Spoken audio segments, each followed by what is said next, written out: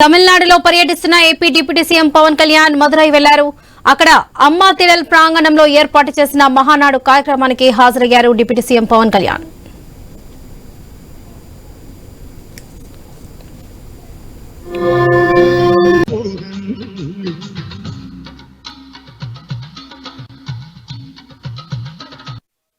முருகன் என்னுடைய கடவுள், எனக்கு தைரியத்தை கொடுத்தவர் அவர்தான்.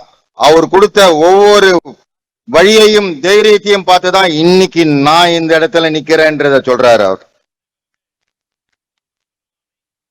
మురుగన్ చూపించిన దారిలో నడిస్తే విజయమే వస్తుంది, మంచి కోసం మార్పే తెస్తుంది.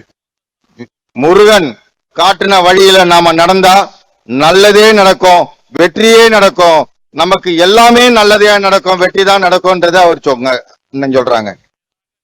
ఈ దారి కష్టమైనది, కానీ బలాన్నిచ్చేది, ధైర్యాన్ని నింపేది, అనుకున్నది సాధించేది.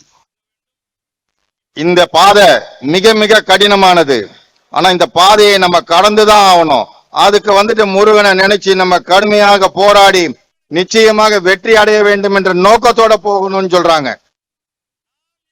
మనం వెళ్లే దారిలో, మనం ఎంచుకున్న దారిలో శత్రువులు, అరాచక శక్తులు ఉంటాయి, భయపెడతాయి. కానీ వీరవేల్ వెట్రివేల్ మురుగన్ తోడుండగా మనకేంటి భయం? நம்முடைய பாதையில ராட்சசர்கள், கடுமையான கொடுமையான ராட்சசர்கள் இருக்கிறாங்க. அந்த பாதையில நாம போகும்போது வீரவேல் வெற்றிவேல் என்று சொன்னால் அந்த ராட்சசர்கள், கொடுமையானவர்கள் ஓடி போய் விடுவார்கள் என்று கூறுகின்றார்.